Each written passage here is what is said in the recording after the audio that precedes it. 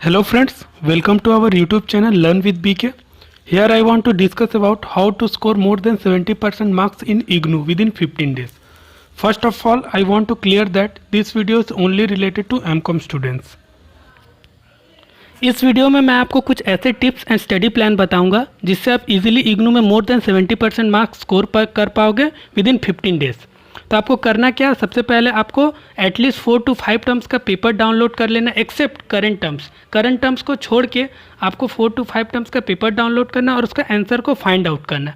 But उसका answer को find out कहाँ से करना, बुक से। सारा क्वेश्चन का आंसर बुक में ही अवेलेबल है और इग्नू बाहर से कोई भी क्वेश्चन अराइज नहीं करता।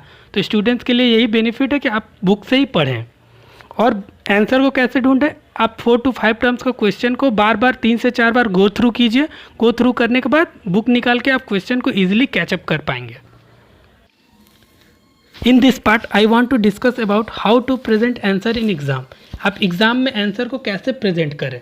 तो सबसे पहले आपको पॉइंट वाइज आंसर लिखना। पॉइंट वाइज आंसर लिखना मतलब अगर आपके कोई बुक इग्नू के बुक में ऐसा कोई क्वेश्चन इसका आंसर पॉइंट वाइज नहीं है बट वो क्वेश्चन एग्जाम में आ गया है तो आपको खुद से वहाँ पर पॉइंट बना करके लिखना है। नंबर 2, आपको डायग्राम भी शो करना है। ऐसा कोई क्वेश्चन जिसका डायग्राम हो, जैसे मैं एक क्वेश्चन ले रहा हूँ प्रोडक्ट डेवलपमेंट लाइफ साइकिल, जिसके 3-4 स्टेज होते हैं, introduction stage, growth stage, maturity stage, decline stage. तो वहाँ पर आपको एक कर्व बनाकर ये शो करना रहता है, तो उस टाइप का आपको डायग्राम शो करना पड़ेगा।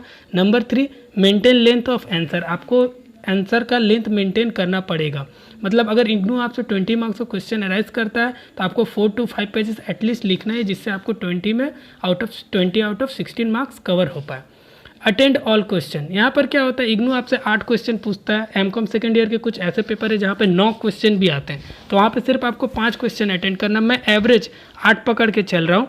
तो उस जगह पे क्या करते हैं स्टूडेंट, 4 क्वेश्चन का तो आंसर वो प्रेजेंट कर पाते हैं बट एक क्वेश्चन उनसे नहीं हो पाता है, तो वो उस क्वेश्चन को क्या करते, स्किप कर देते हैं। तो मेरा ये आइडिया है आप उस क्वेश्चन को स्किप ना करें। जो लेफ्ट 4 क्वेश्चन बच गए उसमें एक ऐसा क्वेश्चन को आप सेलेक्ट करें जहाँ आप 2 से 3 पेज या 4 पेज लिख पाओ, बट उसको आप छोड़ो नहीं। अगर आपको पॉइंट वाइज नहीं आता है तो आप ऐसे ही लिख दो, बट आपको लिख दो। यहाँ पर मैं कुछ इंपॉर्टेंट टिप्स शेयर करने जा रहा हूँ जो कि MCom first year as well as MCom second year दोनों के लिए एप्लीकेबल है।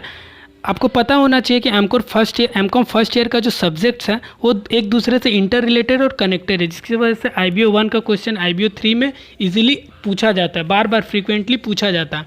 तो आपको IBO 1 का क्वेश्चन का आंसर ही आपको IBO 3 में लिख देना है। और हाँ, IBO का जितने सब्जेक्ट्स हैं, मतलब एमकॉम फर्स्ट ईयर के जितने सब्जेक्ट्स हैं सारे एक दूसरे से कनेक्टेड है, जिसकी वजह से आप इजीली आपको पढ़ पाओगे और कर पाओगे। आपको इसको करने में बहुत ज़्यादा टाइम नहीं लगेगा। बट एमकॉम सेकेंड ईयर का जो सब्जेक्ट्स है वो डिफरेंट है, जैसे MCO 3, MCO 5, MCO 7 और MCO 1। MCO 3 में क्या, प्रैक्टिकल प्लस थ्योरी है। MCO 5 में भी प्रैक्टिकल प्लस थ्योरी, MCO 7 में भी, और 1 थ्योरेटिकल है। MCO 3 में क्या है, आपका MCO 3 में प्रैक्टिकल है एज वेल एज थ्योरी है। प्रैक्टिकल में आप देख पाएंगे कि कुछ मैथ्स के स्टैटिक्स दिए हुए हैं जहाँ पर आपको प्रोबेबिलिटी डिस्ट्रीब्यूशन है, फ्रीक्वेंसी डिस्ट्रीब्यूशन है, कोरिलेशन रिग्रेशन है, ये सब एज वेल एज उनका थ्योरी है।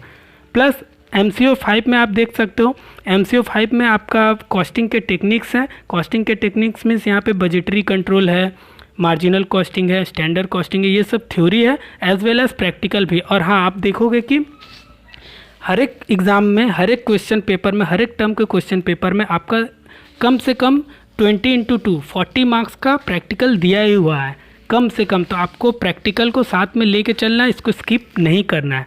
और MCO 7 फिनेंशियल मैनेजमेंट है, जहाँ पर आपका capital structure, dividend policy, working capital, cost of capital, ये सब सारे चैप्टर है एज वेल एज थ्योरी है। बट हाँ, यहाँ पर बहुत ही इजी सम्स आते हैं, तो आपको प्रैक्टिकल भी करना है एज वेल एज थ्योरी भी करना। और MCO 1 क्या है, अनकॉमन सब्जेक्ट्स है, जहाँ पर ये सब्जेक्ट्स को आप कभी भी ग्रेजुएशन में भी नहीं पढ़े हो, जिसकी वजह से ये स्टूडेंट्स के लिए थोड़ा सा प्रॉब्लम क्रिएट करता है। इसलिए MCO 1 को भी आपको टाइम देकर पढ़ना है।